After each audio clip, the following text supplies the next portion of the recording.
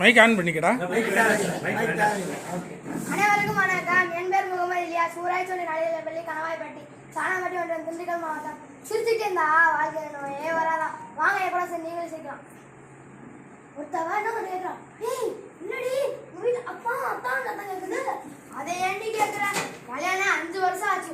முதல் வருஷத்தை நெக்லஸ் அத்தான், 2வது வருஷத்தை தோல் அத்தான், மூக்குக்கு அத்தான். அதனாலதான் அவனை அத்தான்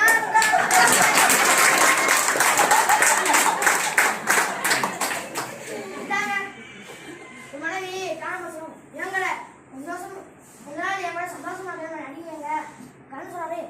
என்னப்பா திடீர்னு எவ்வளோ சண்டை போட்டு இருப்பிய? அதுக்கு மனைவி சொல்றாங்க, நம்ம சந்தோஷமா இருக்க பார்த்தா உங்க அம்மா கண்ணை மூடி அடம் பிடிக்கிறாங்களே பாருங்க. இப்படித்தாங்க ஒரு மனைவி கணவன் கேட்கறாங்க, நீங்க காலையில் என்ன வைக்கணும்? ரொம்ப டென்ஷனா இருக்குங்க. கணவன் சொன்னாரு, ஏமா இதுக்கு இவ்வளோ டென்ஷன் ஆகுற? 10 ரூபாய் மாவு பாக்கெட் இட்லி ஊத்துனா சரியா போச்சு. அதுக்கு மனைவி சொல்றாங்க, ஐயோ நான் அதான் சொல்லணுங்க, காலையில வாட்ஸ்அப்ல என்ன ஸ்டேட்டஸ் இருக்கான்னு தெரியலையாங்க. எல்லா வீட்லயும் இப்படித்தாங்க நடக்குது. இப்படித்தாங்க ஒருத்தர் சாமிட்டு போய், சாமி நீங்க சொன்ன மாதிரி என் மனைவி நானே தீர்த்து கட்டிட்டேன். சாமி சொல்றாரு, என்னடா வளர, நான் எப்படா அப்படி சொன்னேன்? சொல்றேன், நீங்க என்ன சாமி சொன்னீங்க? நம்ம பிரச்சனை நம்ம தான் தீர்த்து கட்டிட்டோம்.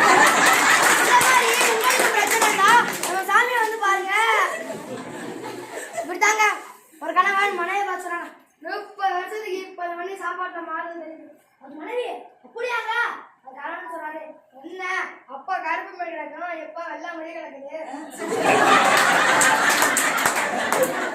என்ன அடுப்பவங்கள சத்தம் வருது, மறுக்கட்டை தூக்கிட்டாலும் நீங்களே சொல்லுங்க மனைவிக்கு எப்படி இருந்திருக்கும். தாங்க ஒருத்தர் தலைவர்கிட்ட போய், தலைவரே ஒண்ணு கருப்பாங்க மரம் சேப்பாங்க மரம், ஆனா கண்டிப்பா ஸ்மார்ட் போன் வச்சுக்கணும். தலைவர் ஆச்சரியப்பட்டு, ஏன் சார்? சார் ஏன்னா ஸ்மார்ட் போன் வச்சிருக்க பொண்ணுதான் குண்ட தலைமுறா.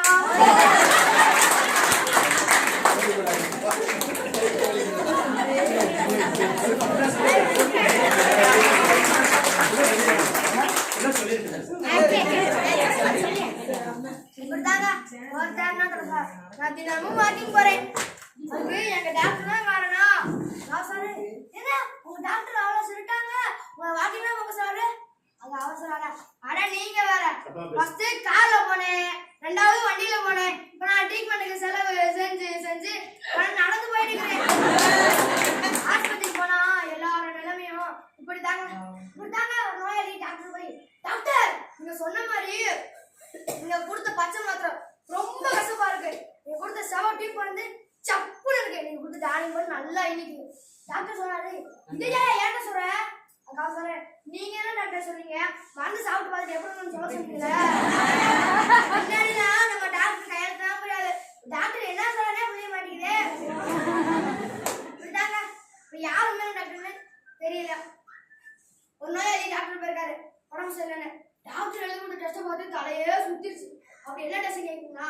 பிளட் டெஸ்ட், யூரின் டெஸ்ட், இதெல்லாம் நாங்க டெஸ்ட், இந்த டெஸ்ட் கேட்கணும், மேக்கப் டெஸ்ட், ஸ்கிரீன் டெஸ்ட், எப்படிங்க டாக்டர் ஆகுறாரு. இப்படிதாங்க மனைவி கணவன் கேட்கறாங்க, ஏங்க ஆபரேஷன் டாக்டர் விட்டு ஓடி வந்துட்டீங்க?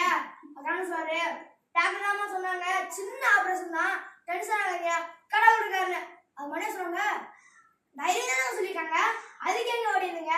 அதுக்கு கணவன் சொல்றாரு, அடியே தைரியம் சொன்னது எனக்கு இல்லடி, அங்க இருக்க டாக்டர் இருக்கு, அதெல்லாம் நம்பி எப்படிங்க ஆபரேஷன் பண்றது? இப்படித்தாங்க ஒருத்தர் தொட கேட்காரு, உங்க பொண்ணு 30 லட்சம் ரூபாய் கட்டி கொடுத்தீங்க, பொண்ணு எப்ப இருக்கு? சொல்றாரு, ஆனா நீங்க வேற, பொண்ணு நல்லா தான் இருக்கு, என் மாப்பிள்ள தான் 9 லட்சம் ரூபாய் தரேன் மாமா, நீ எப்படியாவது காப்பாத்து. பொண்ணு அவ்வளவு கொடுக்க மாட்டேன் போல. இப்படிதாங்க பையன் அம்மாவா கேட்கிறான், எப்பா காகம்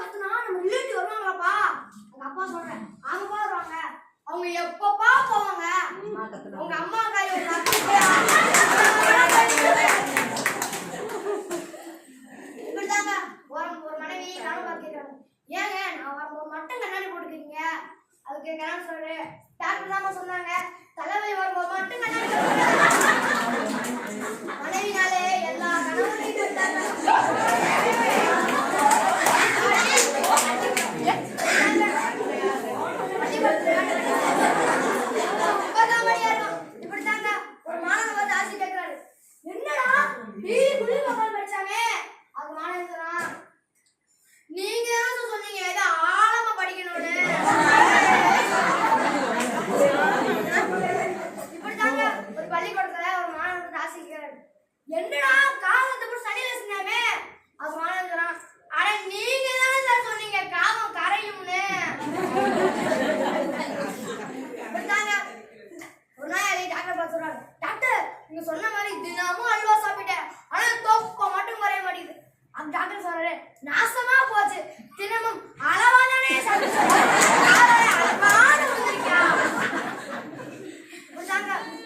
ஒருத்தர் என்ன சொல்றாரு, நம்ம ரொம்ப புத்திசாலி, தீப்பெட்டி வாங்க போனா கூட அதை நம்ம குச்சி இருக்கான்னு எண்ணி பார்த்தா ஆயிடுவோம்.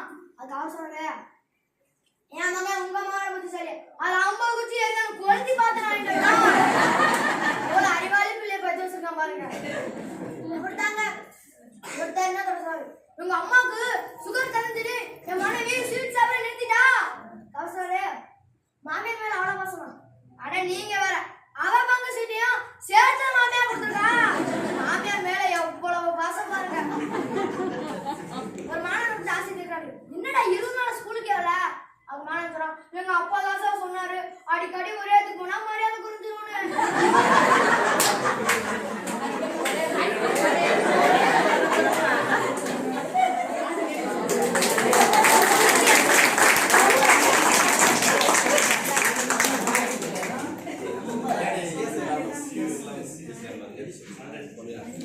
எல்லாரும் சொல்லுப்பா.